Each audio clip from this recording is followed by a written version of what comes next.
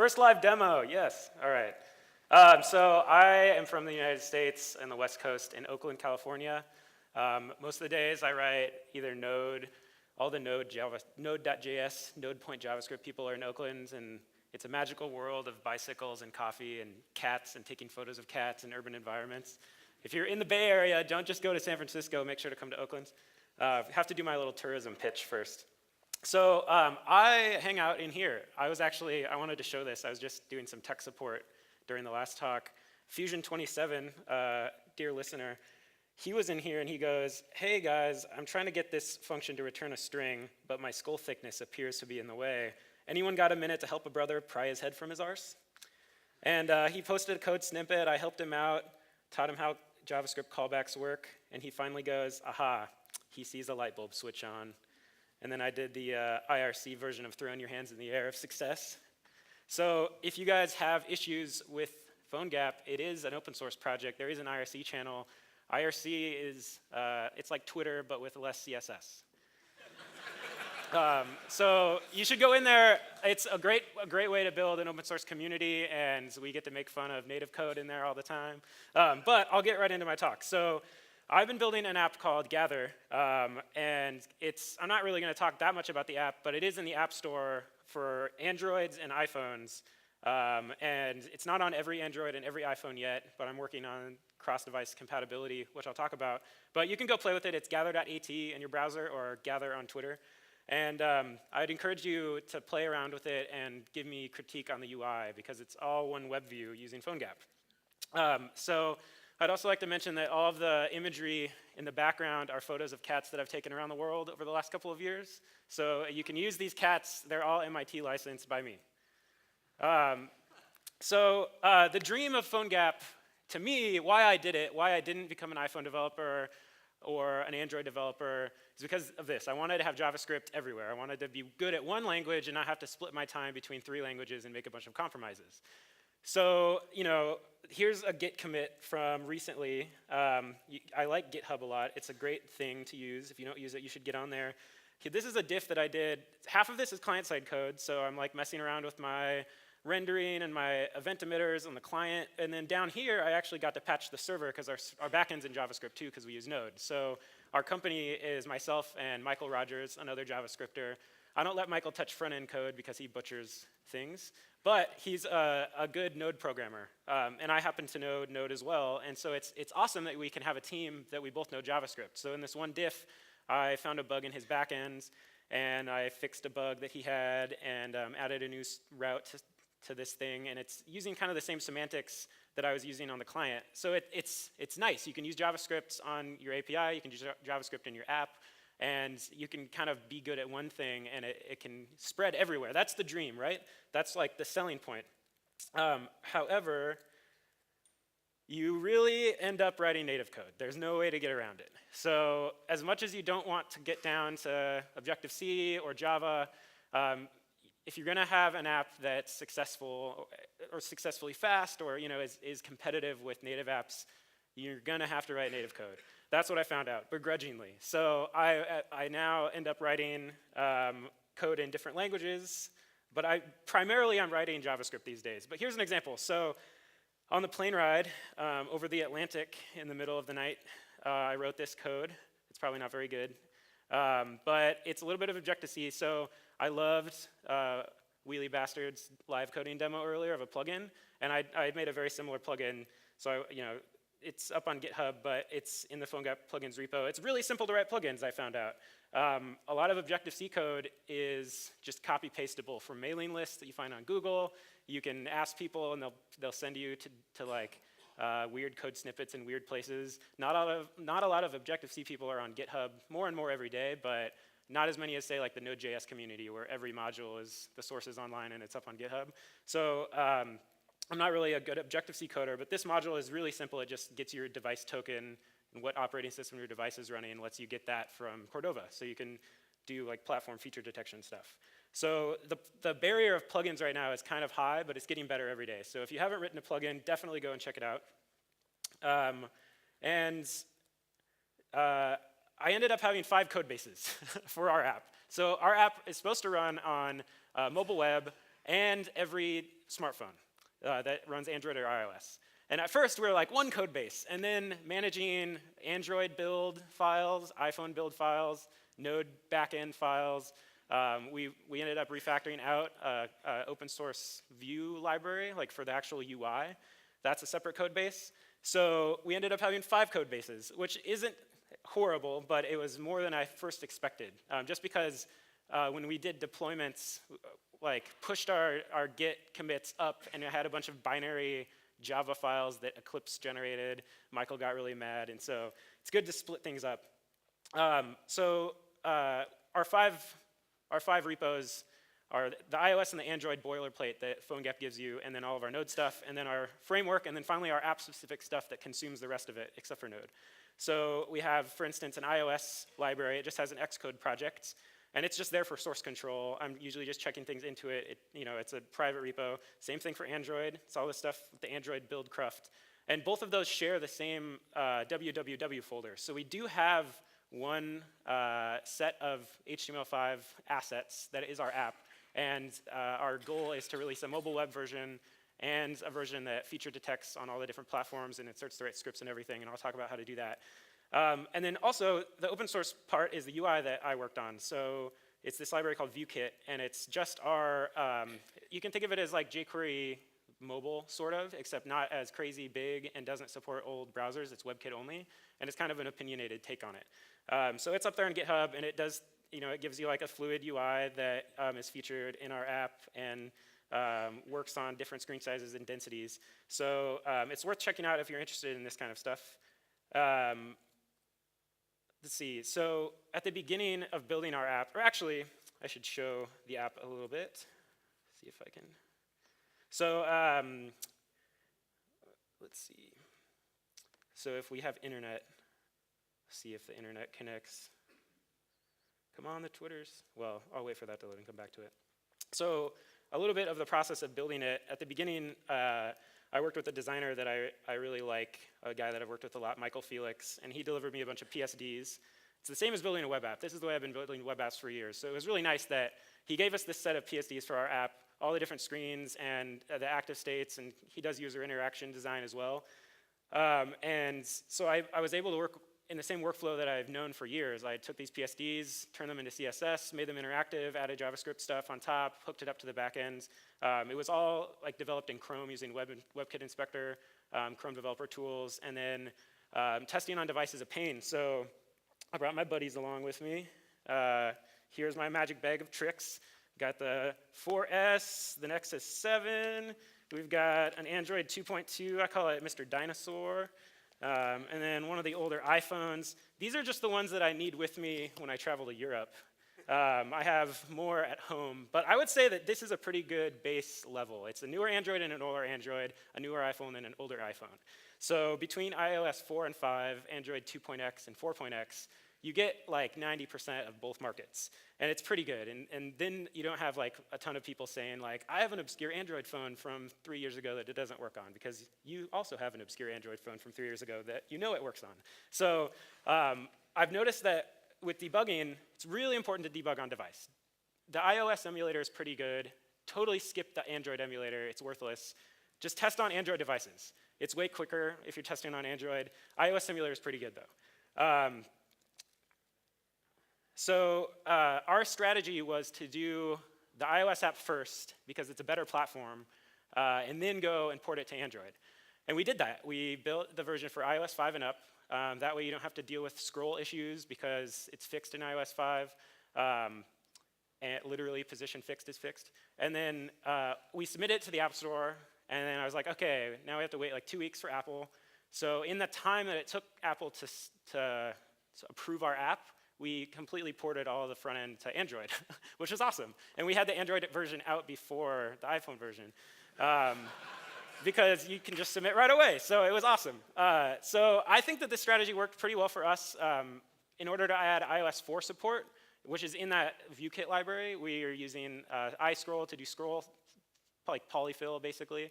But it wasn't that bad. The worst thing so far has been the amount of obscure Android WebKit UI quirks and just disabling things that don't work well on certain browsers.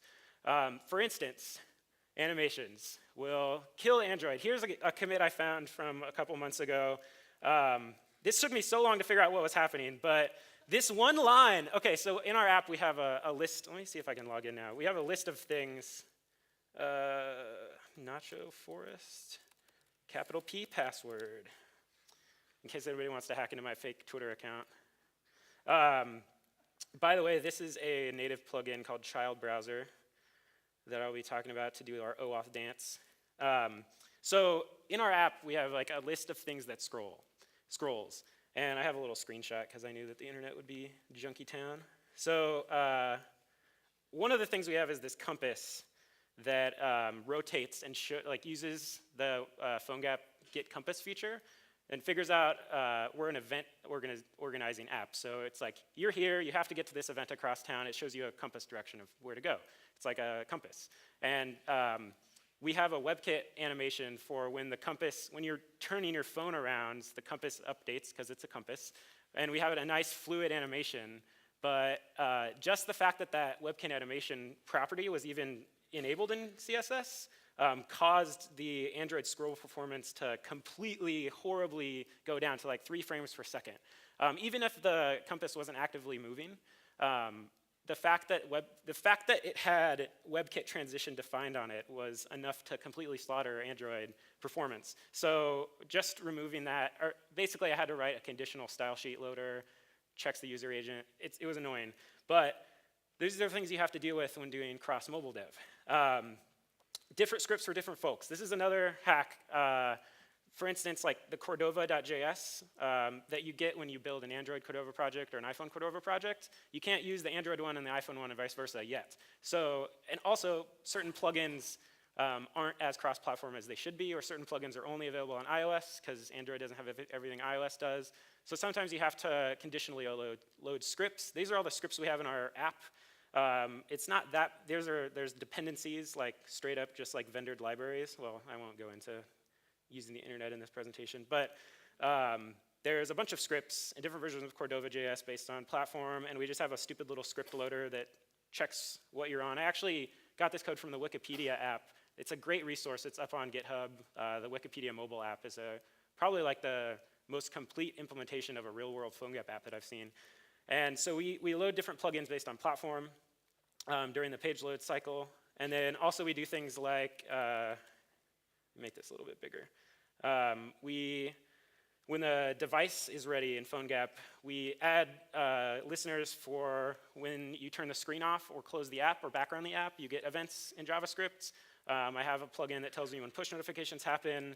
And then if I'm using UA sniffing to do platform-specific plugin calls and do different things. So making the code base one set of JavaScript that runs anywhere was difficult, but it's not impossible. It's just a lot of platform-specific hacks, basically.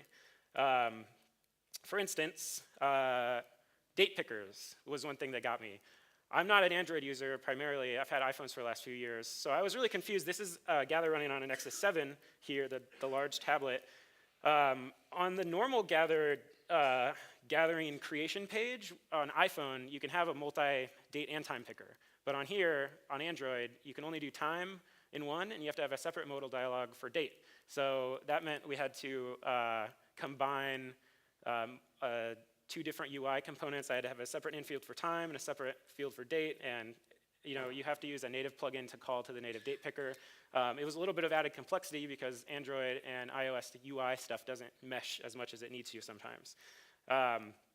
And some other plugins that we use are push notifications. So this is really important for our app. It's the main feature. The whole idea of the app is that if somebody that you know through your social internet world is doing something around you, you should get a little buzz in your pocket that says, oh, that food truck that I follow just got across the street and they're serving tacos now, or something like that. You want to get notified and not have to make sure that you saw it on your Twitter feed manually. So on Android, it's more work to get push notifications to show up. You have to both register with the GCM gateway that Google runs, and then you also have to manually show the push notification when it receives in the app. With iPhone, you have to run a TLS gateway and send them your cert stuff and have all your certificates. It's horrible. But we have it working across all Android and iOS devices, and I'm working on making a better push notification solution.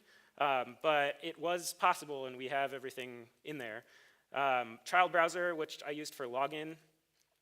So now I'm logged into our app, and I can click around and do stuff. The child browser window just opens up either Twitter or Facebook's OAuth gateway, and then we can do like setting cookies when we log into Facebook that we use to get our token from our app. So child browser is one of the most complicated plugins, but it's getting a lot better lately too. I'm generally happy with it. Now one of the features that I've been experimenting recently with is real-time communication inside of PhoneGap. And Guillermo, who does the Socket.io project in Node, is a friend of mine. And so I have a vested interest in making Socket.io work because he's a good buddy. If I didn't know him, I'd probably end up like writing my own version by now because it's a big, giant, complex project. Socket.io on mobile is difficult. Basically, the TLDR version is that carriers don't know how to do WebSocket upgrades. So you have to do SSL for everything if you want your data to get to your users over mobile carriers around the world. So because mobile carriers don't have good proxies, you have to use XHR polling as your default transport. WebSockets don't work everywhere. Even if your phone has it, it might not get over the network connection. And on iOS, you can do WebSocket secure, WSS:// instead of WS://. It's just like HTTPS, but for WebSockets. So WebSocket secure, you can't do it on, I've never seen anybody do it in Android reliably. There's a couple half-baked open source libraries, but they're not very performant. So WebSockets on Android is still kind of a bummer until Chrome Mobile has an SDK that PhoneGap can use. So I would say just use XHR polling and upgrade to WebSockets if you can actually get data across. That was like a week's worth of debugging, that slide right there. The other thing we do is have a fluid design that works across tablet sizes. It's WebKit only. We don't target any non-WebKit browsers. So I actually really like things like the CSS. Now it's called Flexbox. It used to be called Box and then Flex, and then they combined it to Flexbox. Instead of doing hard-coded pixel widths and floats and getting things to move side by side, just using Flexbox and having fluid UI because we don't have to deal with non-WebKit browsers. So writing fluid CSS is kind of like this magical jujitsu art form that you get better at over time, and there's no like real clear solution to, but it has totally saved our butts because our app works on most Androids pretty well. And the other aspect of that is Retina displays or different pixel densities. And the way we get around that is using Sprites. So I want to show our Sprites off really quick. We build all of our app to be twice as big as a pixel, so for Retina. And then we have all the individual assets of the app in this folder. And we have the Python glue command. I have a makefile basically that uses this thing called glue in Python that knows about Retina images, and you just tell it to give you Sprite versions, and then I do a little bit of post-processing on the CSS it gives me, and then I end up with this awesome Sprite in both the Retina version, it's scaling it, but this one's twice as big as the other one in here, and it also gives you a CSS that you can drop in that gives you classes you could use to refer to all your sprites. That was a performance issue, actually, because in this screen in our app, this is a sprite here, this gray plus. And what I was experiencing was when I clicked on it, before we were using sprites, I was just using hard-coded values for those images. And when you click on it, there was actually a lag, and it would be gray for a second because the OS had to go and read the green file and put it in. But because we're using a sprite, we don't have to do any preload CSS hacks. It's just one image that all the images share, and it's cached once when the app loads. So we get better UI responsiveness, and we don't have to worry about pixel density issues because we have one media query that switches out the sprite. And it works really awesomely. I haven't had to deal with crappy looking images because I accidentally forgot to update a URL somewhere or something. And then, let's see. Then distribution. App stores suck. You still have to use them. There's no like easy way to get around it. The most time I spend on things is getting in certificates and distribution stuff for Apple stuff figured out. It's such a pain. But Google Play is slow-ish. You publish your app and then like 6 to 12 hours it's available for download, which isn't bad. However, Apple Store is molassesy. It's like so slow. So just like be warned that they're still horrible systems. But they didn't really give me any beef about our app. We had the word beta in one of our screenshots once, and it was enough for them to reject it. And we took the word beta out. It was like smallest commit diff ever, and then it got into the store. So it was like stupid stuff like that. I also am a geek about like UI performance, and that's a whole nother talk I gave at JSConf Argentina. And you could see that blog post on my app for how to do things like touch bindings instead of click bindings and minimizing your event DOM bindings and all that stuff. But that's the lie of PhoneGap. When I got into it, and I think when most people get into it, they expect it to also ship a UI framework, because Apple does and Android does, but all you get is an empty web view, and then you're like in the Wild West. So that's like the hardest part. PhoneGap does its job, and it's pretty simple. And I write a few plugins here and there, but most of the time I'm just debugging Android DOM issues, and it's like everybody loves JavaScript. It's the DOM that's the horrible thing. And using the IDEs is really bad too, but actually the newest version of PhoneGap, or Cordova 2.0 and above, has awesome command line utilities. So you can do things like,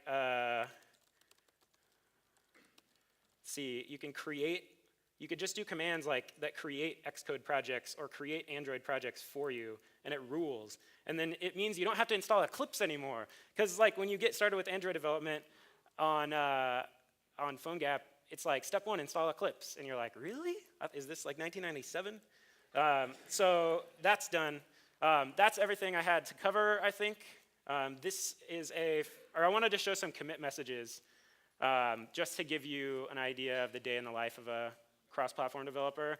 Android bug fix, Android bugs, Android bug fix, spinner GIF positioning, CSS bug fix, Android scroll issue, date picker on non-mobile browsers, Android date thing, craziest bug ever, Droid scrolling issue, and then this is some other ones from our backend code.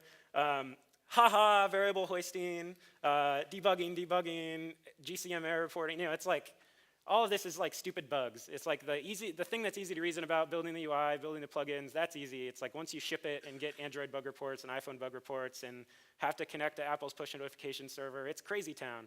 So have fun out there. Let's all share our pain stories next year when you guys go out and build cross-platform mobile apps. And the last slide I have is a picture of Isaac, who runs the Node.js project. This is his cat, Aristotle. Thank you, everybody.